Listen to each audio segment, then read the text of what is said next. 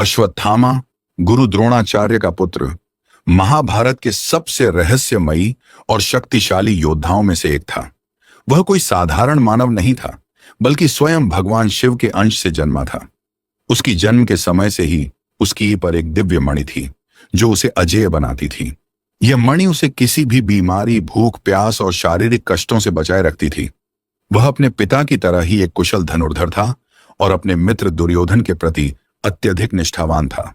महाभारत के युद्ध में वह कौरवों की ओर से लड़ा और अपनी पूरी शक्ति झोंक दी, लेकिन भाग्य ने उसके साथ अन्याय किया। युद्ध के दौरान एक ऐसा क्षण आया जब पांडवों ने एक चाल चली। श्री कृष्ण ने युधिष्ठिर से झूठ कहलवाया कि अश्वत्थामा मारा गया। यह सुनकर द्रोणाचार्य ने अपने शस्त्र त्याग दिए और ध्यानस्थ हो गए। धृष्टद्युम्न ने इस अवसर का लाभ उठाकर उनका वध कर दिया। जब अश्वत्थामा को अपने पिता की मृत्यु का समाचार मिला तो वह क्रोध से जल उठा। उसकी आंखों के आगे अंधेरा छा गया और वह प्रतिशोध की अग्नि में जलने लगा। युद्ध समाप्त होने के बाद जब पांडव विजयी हो गए और दुर्योधन मृत्युशैया पर पड़ा था, तब अश्वत्थामा ने प्रतिज्ञा ली कि वह पांडवों को नष्ट कर देगा। उसी रात उसने कृतवर्मा और कृपाचार्य के साथ मिलकर पांडवों के शिविर पर हमला कर दिया। वह इतनी क्रूरता से लड़ा कि जिसने भी उसका प्रतिरोध करने की कोशिश की वह काल के गाल में समा गया। उसने न केवल पांडवों के सभी सैनिकों का संहार किया, बल्कि द्रौपदी के 5 पुत्रों उप पांडवों को भी बेरहमी से मार डाला। यह एक भयानक कृत्य था जिसने पूरे कुरुवंश को झकझोर दिया। अगली सुबह जब द्रौपदी को अपने पुत्रों की हत्या का पता चला तो वह विलाप करने लगी। अर्जुन ने क्रोध में आकर प्रतिज्ञा की कि वह अश्वत्थामा को पकड़कर उसके इस अपराध का दंड देगा। अर्जुन और अश्वत्थामा के बीच घोर युद्ध हुआ, जिसमें अश्वत्थामा ने ब्रह्मास्त्र का प्रयोग कर दिया। यह अस्त्र इतना विनाशकारी था कि इसके प्रभाव से समस्त संसार जल सकता था। इसे रोकने के लिए अर्जुन ने भी ब्रह्मास्त्र छोड़ा। आर्ष व्यास ने दोनों योद्धाओं को अपने अपने अस्त्र वापस लेने को कहा। अर्जुन ने तो अपने ब्रह्मास्त्र को वापस बुला लिया, लेकिन अश्वत्थामा को इसे वापस लेने का ज्ञान नहीं था। इसलिए उसने इसे अभिमन्यु की पत्नी उत्तरा के गर्भ में पल रहे अजन्मे बालक परीक्षित की ओर मोड़ दिया। श्री कृष्ण ने अपने दिव्य शक्ति से परीक्षित की रक्षा की, लेकिन इस अधर्म के कारण उन्होंने अश्वत्थामा को भयंकर शाप दे दिया। उन्होंने कहा कि अश्वत्थामा हजारों वर्षों तक इस पृथ्वी पर भटकता रहेगा। उसे न मृत्यु आएगी, न ही शांति मिलेगी।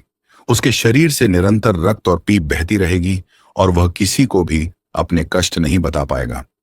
श्री कृष्ण ने उसकी दिव्य मणि छीन ली, जिससे वह और भी दुर्बल हो गया। इसके बाद अश्वत्थामा अज्ञात दिशा में चला गया। उसके अस्तित्व को लेकर अनेक कथाएं प्रचलित हो गईं। कई संतों और साधुओं ने दावा किया कि उन्होंने अश्वत्थामा को हिमालय की गुफाओं में देखा है, जहां वह अकेले तपस्या कर रहा है। मध्य प्रदेश के बुरहानपुर के एक प्राचीन शिव मंदिर में भी उसे देखने की बात कही जाती है। स्थानीय लोग बताते हैं कि वहां हर सुबह शिवलिंग पर ताजा चंदन और फूल मिले होते हैं, जबकि किसी ने भी उन्हें चढ़ाते हुए नहीं देखा। कहा जाता है कि अश्वत्थामा आज भी वहां पूजा करने आता है। एक अन्य घटना 1912 में झांसी में घटी थी, जहां एक डॉक्टर के पास एक रहस्यमयी व्यक्ति इलाज कराने आया था। उसके माथे पर एक गहरा घाव था जो कभी भरता नहीं था। जब डॉक्टर ने उससे इस बारे में पूछा तो उसने कहा, मैं अश्वत्थामा हूं। यह कहकर वह अचानक गायब हो गया। अनेक सिद्ध योगियों का दावा है कि उन्होंने हिमालय की ऊंचाई पर एक रहस्यमयी पुरुष को देखा है, जो वर्षों से वहां तपस्या कर रहा है। उसकी आंखों में गहरी पीड़ा और असीम शक्ति का मिश्रण था। कुछ लोग मानते हैं कि अश्वत्थामा आज भी किसी महत्वपूर्ण समय की प्रतीक्षा कर रहा है। भगवान शिव के वरदान के अनुसार जब संसार अधर्म से भर जाएगा, तब अश्वत्थामा पुनः प्रकट होगा और धर्म की स्थापना में सहायता करेगा। कई लोगों का यह भी मानना है कि जब कलयुग अपने चरम पर पहुंचेगा और दुनिया को एक महायोद्धा की आवश्यकता होगी, तब अश्वत्थामा वापस आएगा। लेकिन यह कब होगा, इसका उत्तर किसी के पास नहीं है। कुछ कहते हैं कि वह आज भी आधुनिक दुनिया में मौजूद है, बस वह स्वयं को प्रकट नहीं करना चाहता। उसकी अमरता का रहस्य एक अनसुलझी पहेली बना हुआ है। उसकी पीड़ा, उसका भटकाव और उसका शापित जीवन आज भी एक ऐसा रहस्य है जिसे कोई पूरी तरह से समझ नहीं सका। क्या वह सच में इस पृथ्वी पर भटक रहा है? क्या उसने अब तक कोई नया उद्देश्य खोज लिया है, या फिर वह बस एक कथा बनकर रह गया है? इन सवालों के जवाब आज भी समय के गर्भ में छुपे हुए हैं।